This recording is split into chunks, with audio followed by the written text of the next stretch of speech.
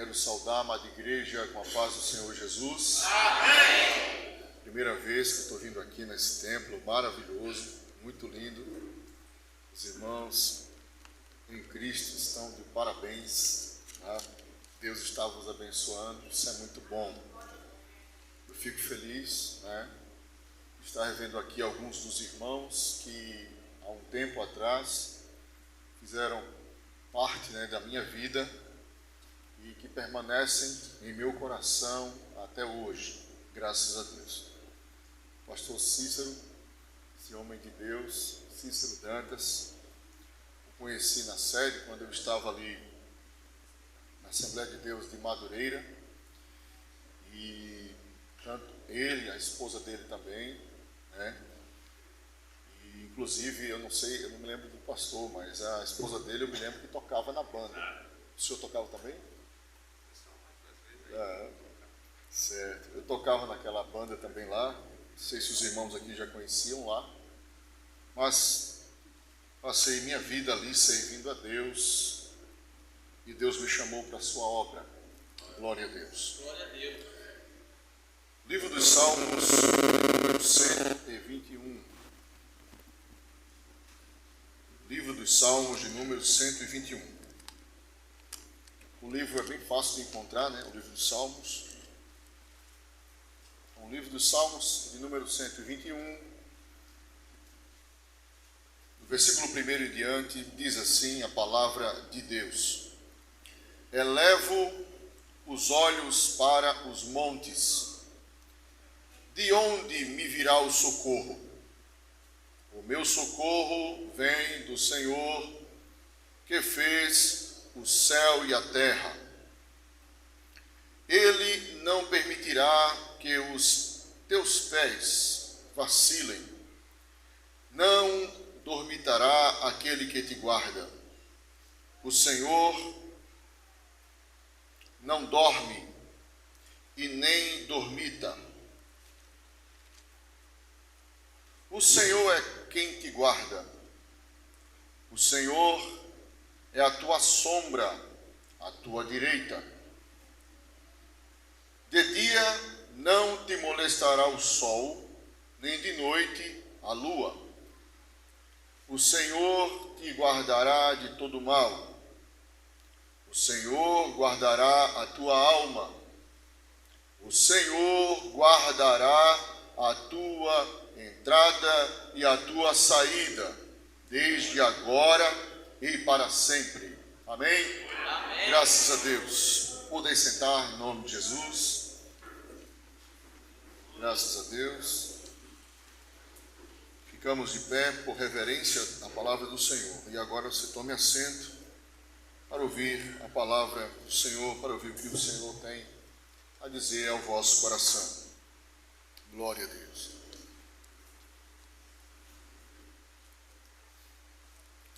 Amados irmãos, o texto bíblico aqui dos Salmos nos traz uma revelação maravilhosa a respeito do que iremos discorrer nessa noite.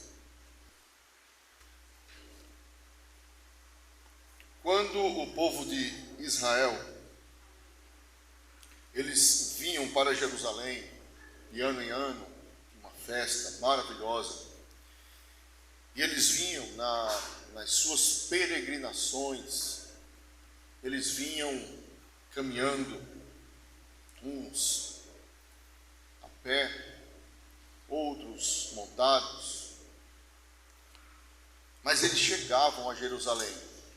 Eles estavam com o intuito de festejarem a Deus naquele ano da festa, ou naquele mês da festa.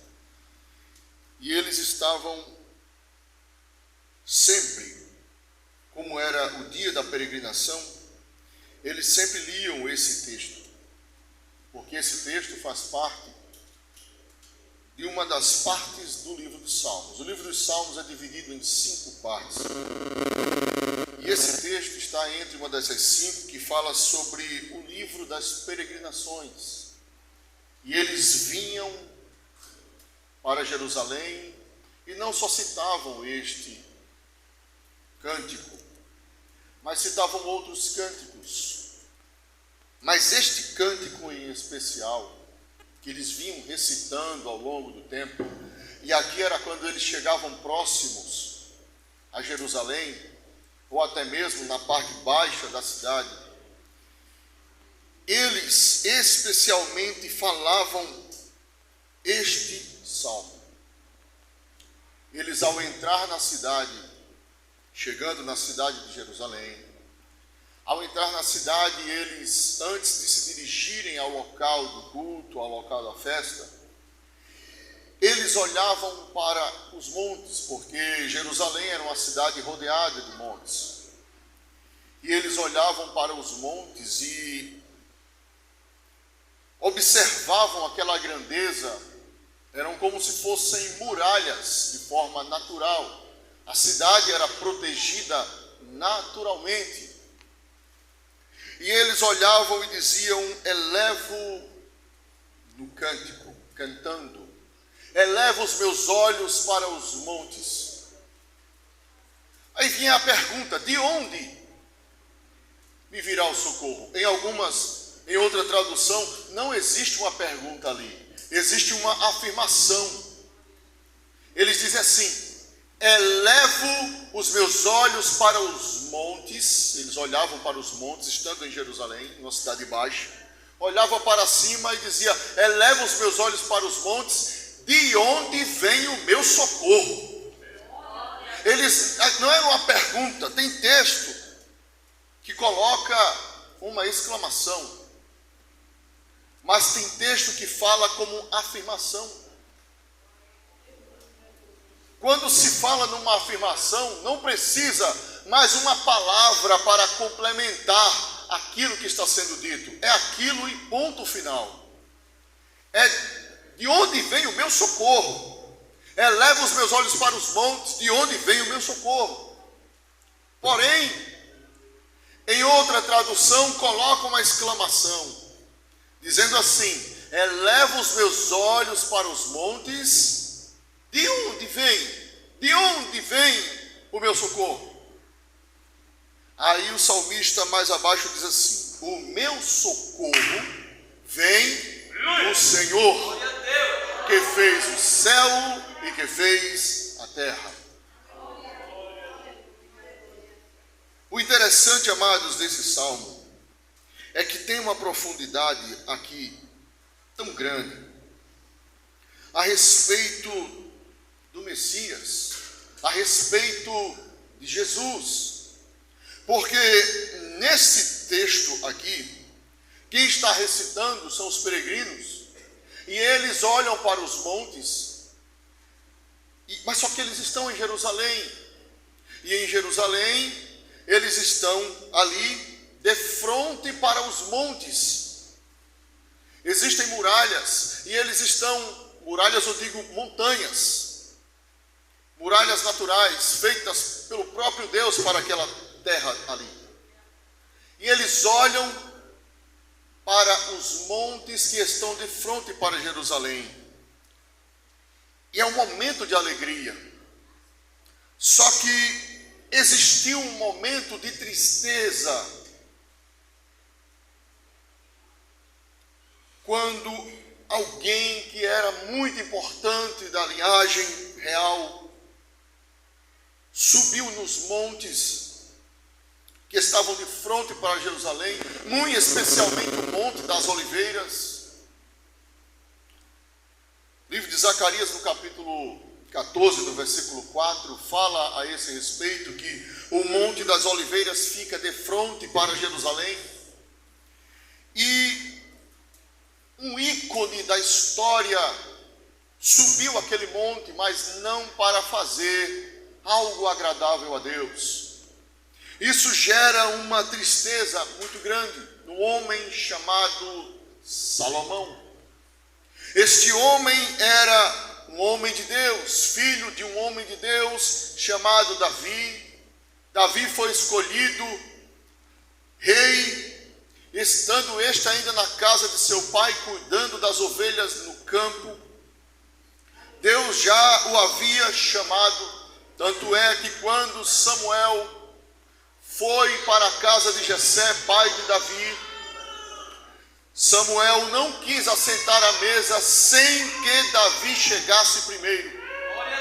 Todos os irmãos de Davi, os mais fortes, estavam primeiro, estavam aparecendo diante de todos.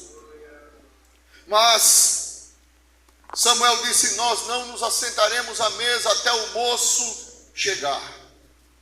E então Davi vem, e assim que vem, a primeira coisa que Samuel faz não é jantar, não é comer um guisado, não é comer uma carne assada. Ele, impelido pelo Espírito de Deus, derrama sobre ele o azeite, ungindo o rei no lugar de Saul.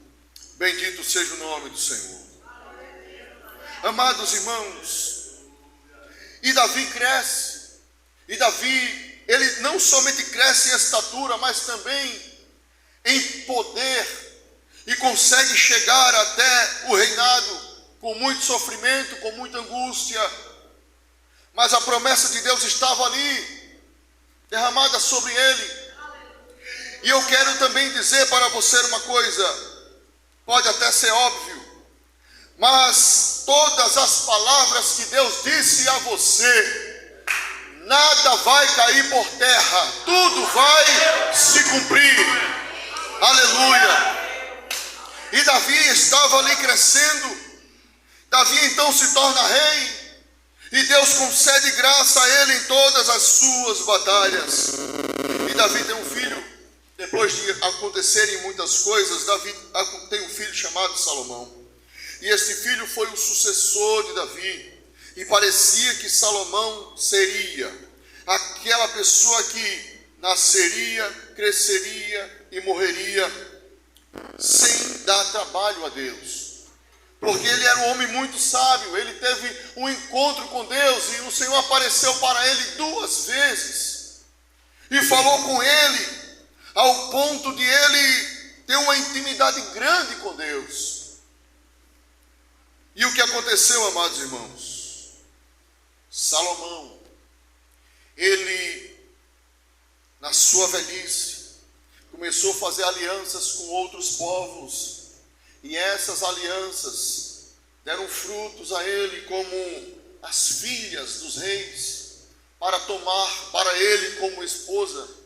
E as esposas que ele tomou para si não tinham temor a Deus, e foi o motivo da queda deste homem de Deus.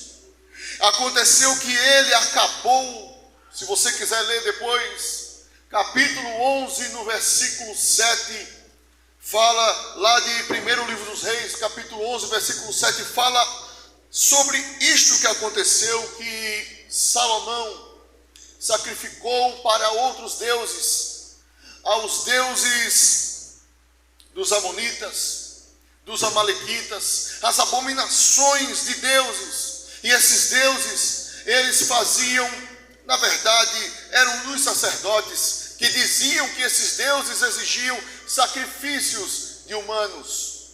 Então, Salomão, ele teve que pegar crianças e oferecer ali para aqueles deuses. Tinha um deus chamado Quemosh, que era o deus, a abominação dos moabitas. Era um deus de metal grande, que tinha um buraco na barriga, era gordo, a aparência de um ser gordo, com um grande buraco na barriga, e tinha uma fornalha dentro dessa barriga dele. E então ele pegava a criança e sacrificava, e depois colocava dentro da barriga desse deus chamado Camus. E esse deus era considerado pelo povo de Israel como a abominação. Não só esse Deus, mas outros deuses. Ele começou a fazer sacrifícios. E um dos sacrifícios que ele fez isso foi no monte chamado das Oliveiras, no monte que fica de frente para Jerusalém. Amados irmãos, e os anos se passam. O salmista faz essa música: eleva os meus olhos para os montes. Mas os anos vão se passando e vem Jesus e nasce. Ele nasce de uma família pobre, Maria e José, e estavam ali cuidando do menino. Levaram ele para o templo aos 12 anos. Lá no templo ele começa a ensinar sobre a lei aos doutores da lei, e eles ficam maravilhados porque este menino chamado Jesus, ele crescia tanto em estatura quanto em graça diante de Deus e dos homens. E o que acontece? Jesus, ele se destaca, mas depois ele some, e com um tempo depois aparece João Batista pregando no deserto e batizando em águas para arrependimento, e Jesus aparece no meio da multidão para também ser batizado. E chegando Jesus, João diz assim: eu não sou digno de te batizar. Jesus disse então: batiza para que se cumpra a profecia.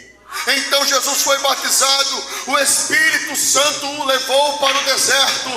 Lá no deserto o Senhor passou 40 dias e 40 noites jejuando, se enchendo do poder, se enchendo da graça de Deus. E eu já quero te dizer uma coisa, meu amado irmão: não se enche do poder de Deus assistindo televisão, não se enche do poder de Deus fazendo outras coisas a não ser buscando a presença, buscando a face do Senhor. Aleluia!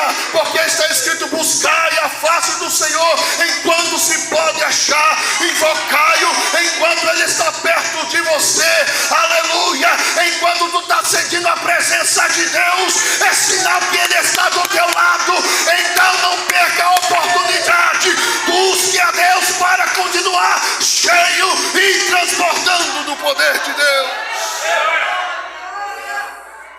Ele estava no deserto e se enchendo do Espírito Santo. Jesus, como homem, precisou se encher do Espírito Santo. Aleluia! Ou até mesmo nos dá um exemplo. É assim que se faz. Tem que orar e jejuar. Sem isso não acontece o enchimento. Nós temos que jejuar e temos que orar para que o nosso ser se encha do Espírito de Deus. Aí então, amados irmãos, Jesus começa o seu ministério e começa a pregar, e os mortos são ressuscitados, os cancerosos são curados, os leprosos são limpos, os que estavam acamados se levantam, os que tinham problemas na pele eram totalmente limpos. E ele pregava o evangelho a todos os pobres, a toda a criatura. E ele saía pregando o evangelho, mas chegou o tempo em que ele tinha que fazer cumprir todo aquela missão do Senhor. Porque para Jesus a missão dada era a missão cumprida. E ele tinha que caminhar até o Calvário. Ele tinha que ir para aquele momento de cruz. E chegou um certo dia em que ele reuniu os 12 e fez com eles uma ceia que a gente chama de a última ceia. E nesta ceia ele disse aos discípulos: vamos para o Monte das Oliveiras. Exatamente, irmãos, o lugar onde muitas mulheres tinham os seus filhos sacrificados. No local onde muitas mulheres tinham seus filhos retirados de si e levados para morrer a um deus chamado Camus ou Quemosh. E Jesus estava agora no Monte das Oliveiras, chorando. Ele tinha levado os seus discípulos, e na verdade foram 8 dos seus discípulos ficaram no pé do monte, e ele tomou 3 discípulos consigo, que era Pedro, Tiago e João, e levou com eles para outro lugar, e disse aos 8, fique aqui orando, eu vou levar comigo Pedro, Tiago e João, e vou ali a um tiro de pedra. E eles foram, os 4. Quando chegaram nesse certo lugar, então Jesus disse aos 3, ficai aqui e velai comigo. Com certeza eles olharam para o semblante do Senhor e não viram o mesmo semblante que há 1 hora atrás. Não viram o semblante de um homem que estava com uma força gigantesca dentro de si. Eles viram um homem que estava precisando de ajuda e de oração. O nosso Senhor estava padecendo sofrimentos emocionais. Eu vou te mostrar isso aqui. Jesus estava com aquele sentimento angustiante. Eu não sei se você já passou por uma situação assim, porque eu já passei, de você ser jurado de morte, e você saber que vão te matar, e você sair correndo, sentindo o frio da morte. Eu não sei se você já sentiu isso, mas eu já senti, porque há um tempo atrás, eu passei por essas coisas, mas no ano 2000, Jesus me resgatou. Mas antes disso, eu estava jurado de morte. E eu senti por 2 vezes, ou por 3 vezes, que eu me lembro, o frio da morte, sabendo que alguém ia me matar, mas o Senhor me guardou. O Senhor me segurou. Com certeza o Senhor Jesus também estava sentindo uma angústia e um frio dentro de si. Amados irmãos, é uma angústia tão grande dentro de você que você sua tanto. Os seus poros se dilatam de uma forma que o teu suor começa a ter um cheiro horrível, um cheiro estranho. E Jesus suportou isto estando ali no Monte das Oliveiras. Só que o que Jesus sentiu foi muito mais profundo do que eu senti. Foi muito mais profundo do que alguém que está numa cadeira elétrica, ou alguém que vai tomar uma injeção letal num país que tem pena de morte. Jesus sentiu muito mais que uma pessoa dessa pode sentir. Sabendo que vai morrer, sabendo que sua vida vai ser arrancada de si. Jesus estava sentindo o fardo de todo o pecado dos homens de toda a terra. Amados, era uma angústia tão profunda que ele estava ali ao ponto de dizer que não ia mais fazer aquilo que estava proposto a fazer. Você sabia que o Senhor Jesus disse assim: Pai, desvia de mim este cálice, ou aparta de mim este cálice, para que eu não o beba. Ele estava sentindo uma angústia, uma dor na alma tão grande, que sendo ele o Filho de Deus, o Todo-Poderoso, que se fez carne, o Verbo se fez carne, estava ali agora, numa situação, falando com o Pai, dizendo: afasta de mim, eu não aguento.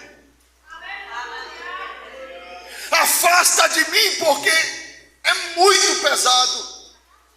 Mas está escrito que Jesus Cristo levou a iniquidade de nós todos. O castigo que nos traz a paz era sobre ele, irmão. A angústia todinha era ele que estava levando.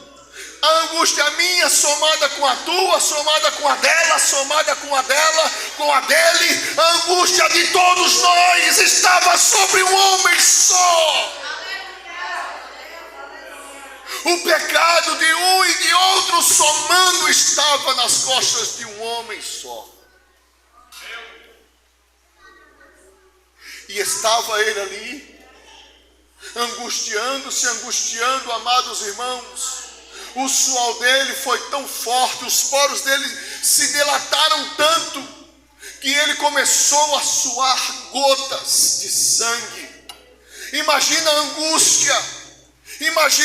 angústia que o Senhor estava sentindo ali. Da mãe que perde um filho, a angústia. Do filho que perde um pai, uma mãe, aquela angústia. Não é de se comparar com o que o nosso Senhor passou. Mas o Senhor recebeu aquilo sobre si. E Ele estava ao ponto de nos abortar. Porque nós somos filhos. E se Ele dissesse não, não haveria igreja. Se Ele dissesse não, não haveria salvação para você. Se Ele dissesse não, não haveria libertação para mim. Se Ele dissesse não, não haveria cura. Não haveria liberdade espiritual. Não haveria a presença de Deus para você. Não haveria a glória de Deus. Não haveria alegria em Jesus para você. Porque você não iria conhecer este evangelho que nós pregamos, que nós aqui enfatizamos. E Jesus estava naquele monte chamado Monte das Oliveiras, pronto para decidir se continuaria ou se largaria de mão. Com certeza, Satanás estava bradando com seus anjos, com seus demônios, dizendo: agora ele tem que abortar esse menino, essa criança não deve viver. E essa criança éramos nós. Essa criança éramos nós. Preste atenção numa coisa, irmãos. Jesus chama os 11 porque Judas não estava ali com eles.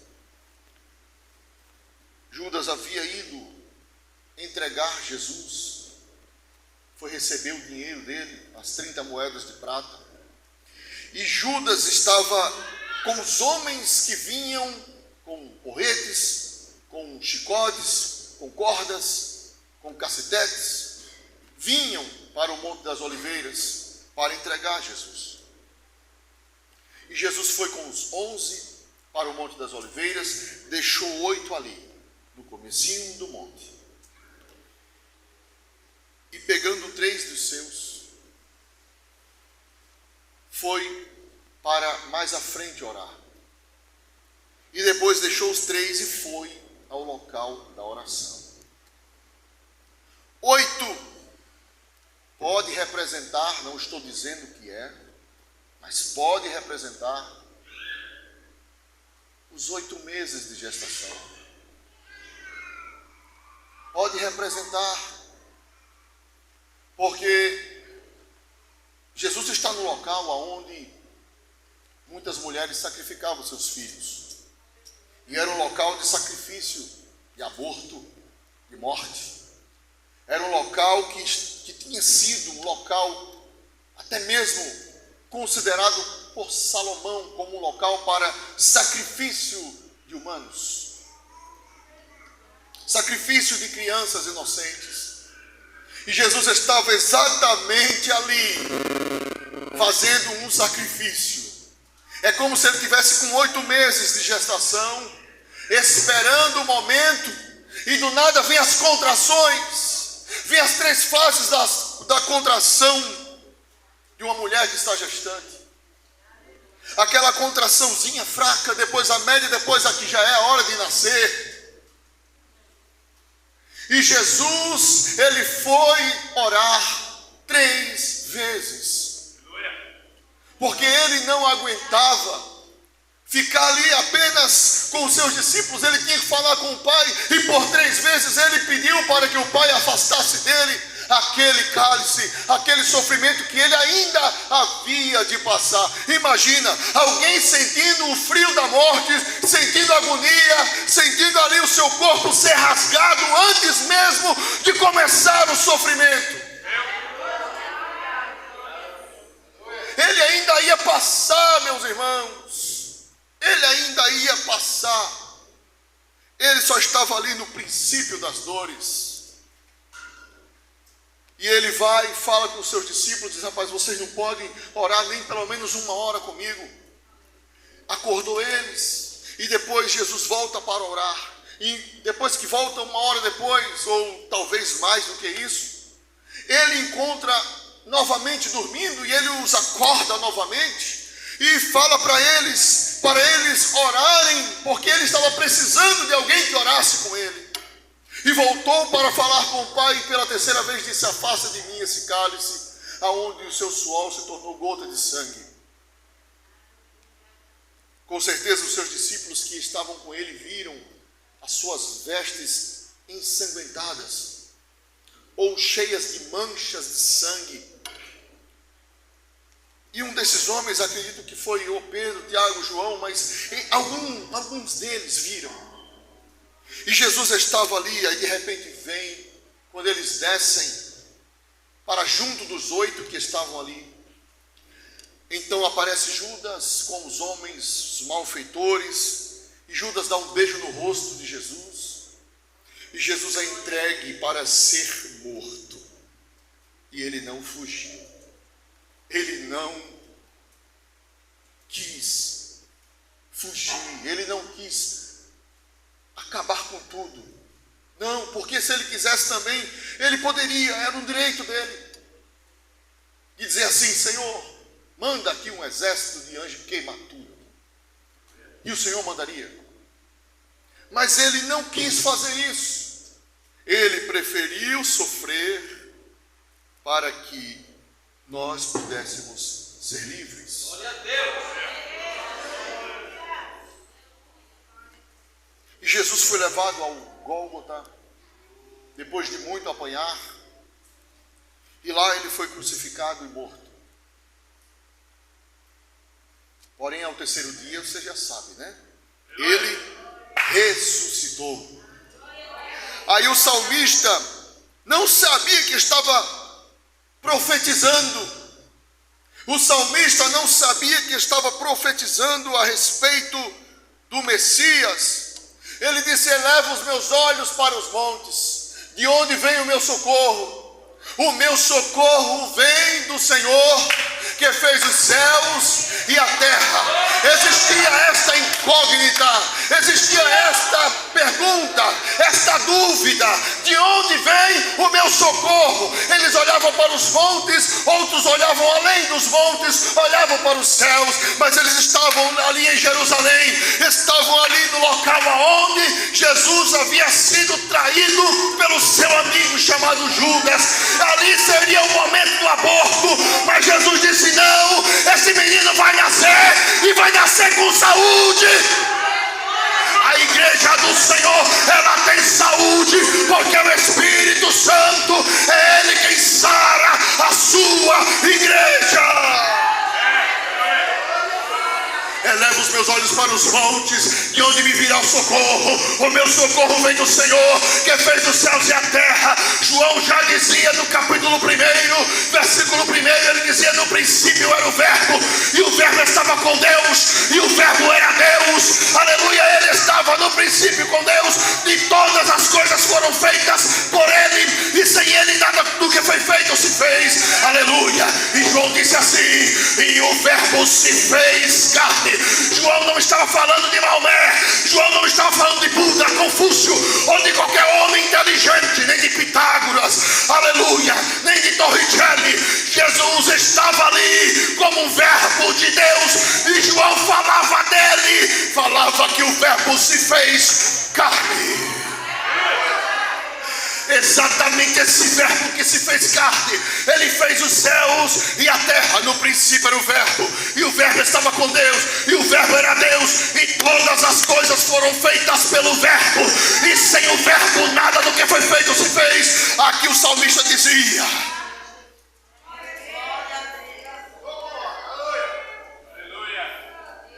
o meu socorro vem do Senhor que fez os céus e a terra. Quem fez os céus e a terra? O verbo. E quem é o verbo? É Jesus. Jesus é o verbo de Deus. Jesus é a personificação divina. Jesus é aquele que você conhece como Jesus. E este nome Jesus, ele tem poder para expulsar demônios. Ele tem poder para curar as enfermidades. Ele tem poder para resgatar o teu marido. Ele tem poder para trazer teu filho de volta.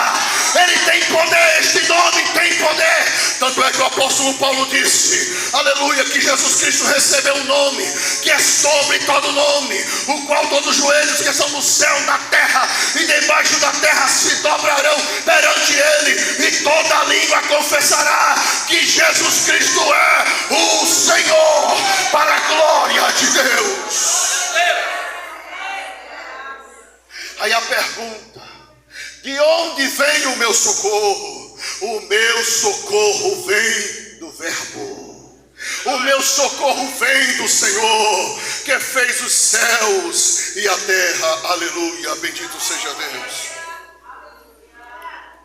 Não deixará vacilar o teu pé aquele que te guarda, não tosquenejará. O interessante é que este versículo, este cântico do Salmo 121, a partir do versículo 3, ele vai falar a respeito de guardar. Pode prestar atenção que ele fala que o Senhor é quem te guarda, o Senhor te guardará de todo mal, ele guardará a tua entrada e a tua saída, o Senhor te guarda, o Senhor te protege, o Senhor não dorme, ele está sempre ali.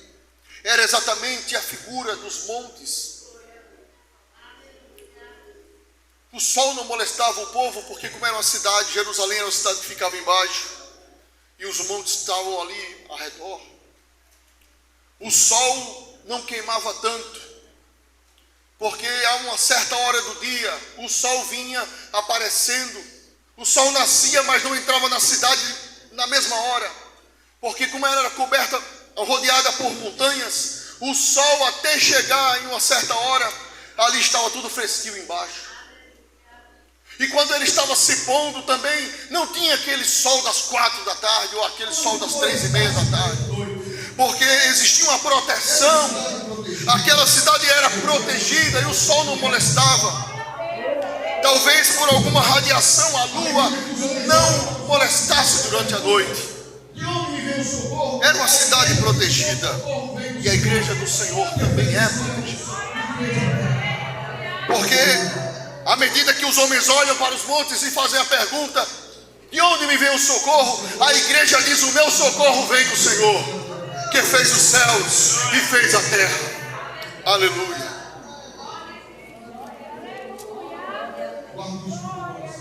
O Senhor guardará a tua entrada e a tua saída, desde agora e para sempre. Guarde isso em teu coração. O Senhor, ele não tem esquecido de você. É uma promessa para aqueles que servem a Deus.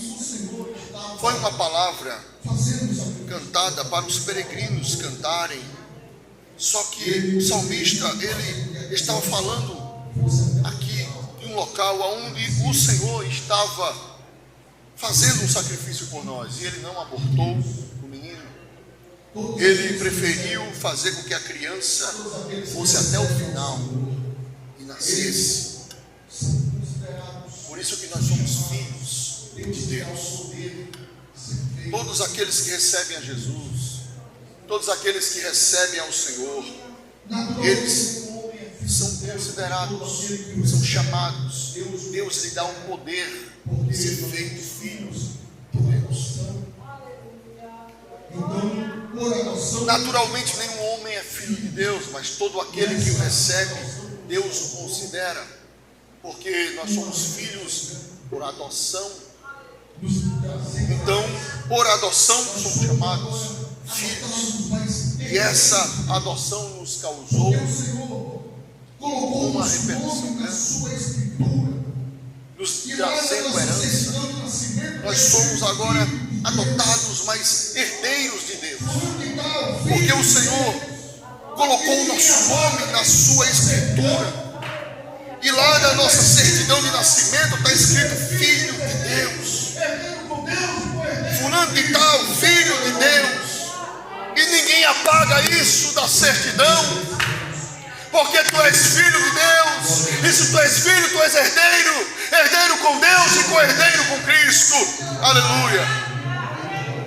Se com Ele sofremos, também com Ele seremos glorificados. Glória ao nome do Senhor.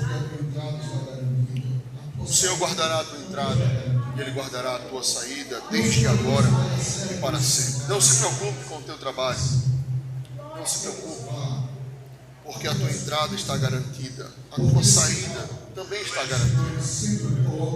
Não se preocupe se vai dar certo ou se não vai, apenas faça, apenas vá, apenas cumpra, porque no final o Senhor Ele sempre coloca você nos melhores lugares. No final das contas, sempre o Senhor guardará você tanto na entrada quanto na saída. É só permanecer na tua posição, é só permanecer na posição ali de adorador a Deus, porque tudo isso que nós lemos aqui vai acontecer em tua vida. O Senhor Ele guardará você de todo mal, Ele guardará a tua alma, guardará a tua casa, guardará teu trabalho, guardará tudo que você imagina, desde que você esteja ali debaixo da sua proteção, desde que você esteja ali em Jerusalém, buscando ao Senhor, se enchendo do poder, buscando ser cheio do Espírito Santo, jejuando, orando, lendo a palavra de Deus, para se alimentar.